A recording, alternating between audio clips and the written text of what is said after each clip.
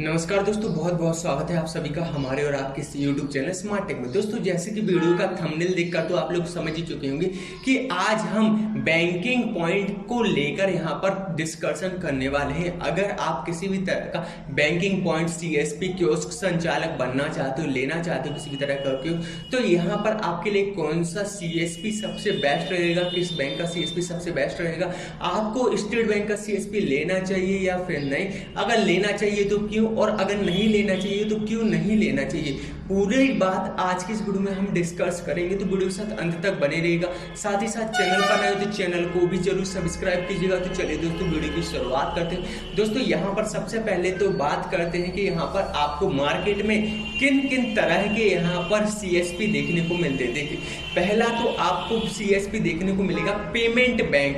Payment bank में कौन कौन आता है आपको वीडियो के थंबनेल पर दिख रहा होगा, जैसे कि Paytm payment bank, NSDL payment bank, India post payment bank, Fino payment bank, Airtel payment bank. तो ये जो कुछ बैंक है, लगभग 6 या 7 यहाँ पर पूरे इंडिया में पेमेंट बैंक है, जिनका अगर आप सीएसपी लेना चाहते हो तो बहुत ही आसानी से इजीली आपको इन बैंकों का सीएसपी मिल जाएगा। मुश्किल से आपको 1500 रुपए खर्च करने होंगे और आसानी से कहीं से भी, आप गांव से बिलोंग करते हो या फिर शहर से बिलोंग करते हो, आपको आसानी से इन बैंकों के सीएसपी मिल जाएंगे। और वहीं पर बात की जाए कि अगर आप किसी भी कॉमर्शियल बैंक का सीएसपी लेना चाहते हो, जैसे कि state bank, bank of Baroda, bank of India, किसी भी बैंक का सीएसपी लेना चाहते हो कॉमर्शियल बैंक का, तो यहाँ पर इन बैंकों का सीएसपी लेने के लिए आपको पसीने छूट जाएंगे। क्यों छूट जाएंगे? क्योंकि सबसे पहले तो मैं आपको बता दूं कि इन बैंकों का सीएसपी मिलता किस तरीके से, ठीक है ना। तो इन बैंकों के सीएसपी लेने के लिए सबसे पहले तो आप जिस एरिया पे आपकी दुकान है, आपका घर है, उस एरिया में आपके लिए सीएसपी की जगह खाली होनी चाहिए। बैंक को लगना चाहिए कि हाँ, इस जगह पर यहाँ पर सीएसपी की जरूरत है, तभी बैंक आपको उस जगह पर सीएसपी देगा, नहीं तो नहीं देगा, ठीक है ना।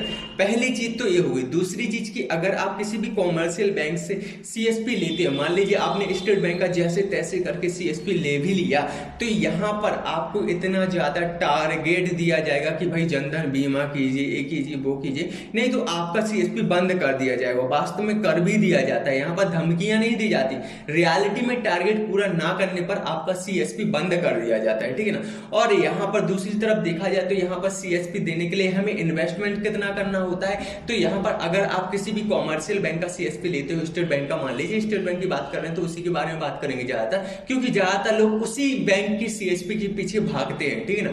तो यहाँ पर अगर आप स्टेट बैंक का सीएसपी लेते हो, तो मैं पर्सनली बता रहा हूँ कि मेरे 2-3 दोस्तों ने लिया था, तो वहां पर लगभग 50 से 1 लाख रुपए तक का खर्च आया था, और उनका कहना कि अभी तक मैं पूरा पैसा कवर नहीं कर पाया हूं। कम से कम उनको 2 साल होने वाली है और वो स्टेट बैंक का सीएसपी लेकर बैठे हैं, लेकिन पैसा कवर नहीं कर पाए हैं, ठीक है ना। अब यहाँ पर बात करते हैं कि मान लीजिए आपने स्टेट बैंक का सीएसपी ले भी लिया, तो यहाँ पर आपको अच्छाई क्या मिलती है, बुराई क्या मिलती है। देखिए, अच्छाई सिर्फ यही है कि लोग आपके पास जीरो खाते खुलवाने के लिए आएंगे, गरीब वर्ग के लोग ही आपके पास जीरो खाता खुलवाने के लिए आएंगे। और यहाँ पर बुरी बात यह है कि यहाँ पर बिना पैन कार्ड का आप खाता नहीं खोल सकोगे, ठीक है ना।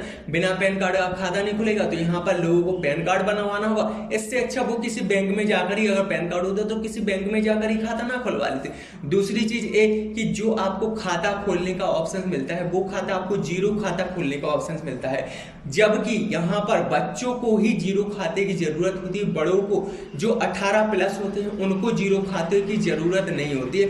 तो ऐसे में एक बहुत बड़ी प्रॉब्लम होती है।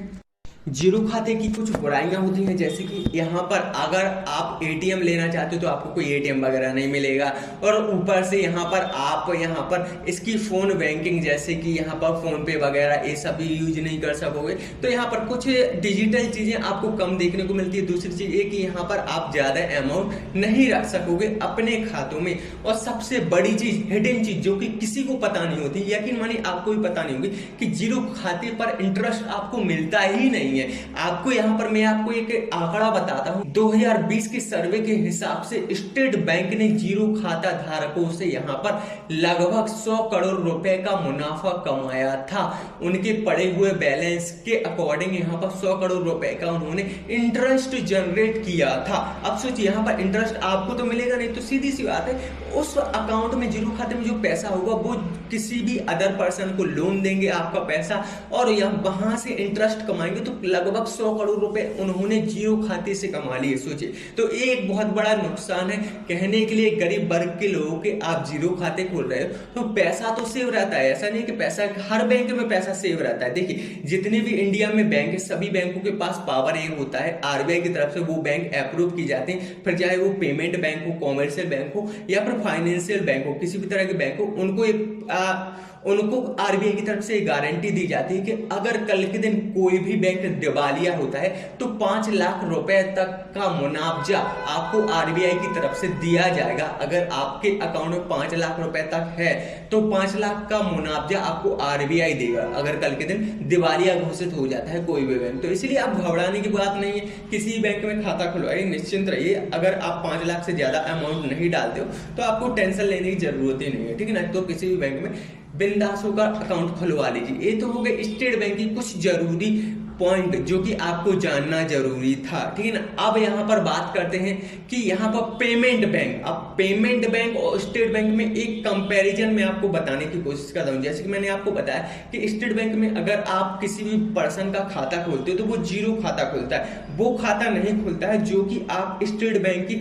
ऑफिशियल ब्रांच में जाकर खुलवाते हो। पासबुक अगर आपको नहीं मिलेगी, सिर्फ प्रिंट आउट मिलता है पासबुक टाइप का आपको, तो वो जीरो खाता अलग हो जाते हैं। लेकिन यहाँ पर अगर आप किसी भी पेमेंट बैंक का सीएसपी लेते हो तो यहां पर आप उसका सबसे बड़ा खाता जो भी पेमेंट बैंक की तरफ से खुलवाया जाता होगा वो सीएसपी संचालक खोल सकेगा, ठीक है ना। सबसे बड़ा बेनिफिट तो ये होता है। दूसरा बेनिफिट, आप एटीएम ऑर्डर करना चाहो तो एटीएम भी ऑर्डर हो जाएगा, आप यहां पर चेकबुक ऑर्डर करना चाहो तो चेकबुक भी ऑर्डर हो जाएगी। तीसरी चीज यहां पर एक ही, यहां पर अगर आप मोबाइल बैंकिंग जैसे कि फोन पे, गूगल पे, पेटीएम वगैरह का यूज करना चाहो तो वो भी यूज कर सकते हो। और सबसे बड़ी चीज की यहां पर आपको इंटरेस्ट इन कॉमर्शियल बैंक के ऑफिशियल खाते जो खोले जाते हैं ना, ऑफिशियल खाते 1000 रुपए, 500 रुपए से, तो उन बैंकों के अकॉर्डिंग आपको ज्यादा यहाँ पर इंटरेस्ट देखने को मिलता है। लगभग यहाँ पर 6% का इंटरेस्ट मिलता है। कॉमर्शियल बैंक में अगर आप ऑफिशियल खाता खुलवाते हो तो वहां पर आपको 2.5% या 3% का इंटरेस्ट मिलता है 3 माह में, ठीक है ना। हर बैंक का ये रूल होता है कि हर 3 माह में आपको इंटरेस्ट दिया जाएगा। तो यहाँ पर सबसे बड़ा डिफरेंट ये हो गया। दूसरी चीज यहाँ पर मैं आपको सबसे बड़ी चीज बता दूं कि यहाँ पर जो पेमेंट बैंक के संचालक होते हैं उनको वो सारी सुविधाएं दी जाती हैं जो कि आपको सीएससी संचालक को नहीं दी जाएगी, कियोस्क के एसबीआई कियोस्क के सीएससी संचालक को नहीं दी जाएगी। वहां पर एसबीआई के उसके सीएससी संचालक को सिर्फ और सिर्फ यहाँ पर money withdrawal, money deposit, money transfer और यहाँ पर अकाउंट ओपनिंग की सुविधा दी जाती है। लेकिन अगर मान लीजिए आप किसी भी पेमेंट बैंक का सीएसपी लेते हो तो यहाँ पर आपको मोबाइल रिचार्ज से लेकर लोन रिप्लेसमेंट तक हर एक चीज का यहाँ पर आपको अलग से ऑप्शन दिया जाता है ताकि आप उस बैंक की सर्विसेज को कस्टमर को सही तरीके से दे सको, ठीक है ना। तो इसीलिए मुझे पेमेंट बैंक ज्यादा बेहतर लगा। और सबसे अच्छी चीज जो मुझे लगती है कि यहाँ पर कोई दिक्कत नहीं, आप किसी भी एरिया से हो, किसी भी कॉलोनी, किसी भी गांव से हो, यहाँ पर बहुत ही आसानी से आपको किसी भी पेमेंट बैंक का सीएसपी बहुत ही आसानी से देखने को मिल जाएगा। मुश्किल 500 रुपए से 1000 रुपए तक खर्च करने होते हैं और आसानी से आपको सीएसपी देखने को मिल जाता है। यहाँ पर अगर मोटे तौर पर देखा जाए कि यहाँ पर एसबीआई के कियोस्क में सबसे बड़ी प्रॉब्लम क्या है, तो सबसे बड़ी प्रॉब्लम ये है कि भाई यहाँ पर आपको टारगेट बहुत बुरा दिया जाता है, नहीं तो आपका सीएसपी बंद कर दिया जाता है अगर आप बैंक के बताए गए अनुसार उनके टारगेट पूरे नहीं करते। तो सबसे बुरी चीज मुझे एसबीआई के कियोस्क में यही लगती है। तो अब आपकी मर्जी है, मैंने दोनों में डिफरेंट आप क्लियर तौर पर बता दी क्या सही है क्या गलत है। अब आपकी चॉइस है कौन से बैंक का सीएसपी आप लेना चाहते हो, नहीं लेना चाहते हो। तो उम्मीद करता हूं दोस्तों आज का वीडियो आप सभी लोगों को पसंद आया होगा। अगर वीडियो पसंद आया तो वीडियो को लाइक कमेंट करना ना भूले, साथ ही साथ देगा इंस्टाग्राम आईडी पर ही फॉलो करें। तो चलिए दोस्तों आज की वीडियो में इतना ही, मिलते हैं नेक्स्ट वीडियो में। धन्यवाद।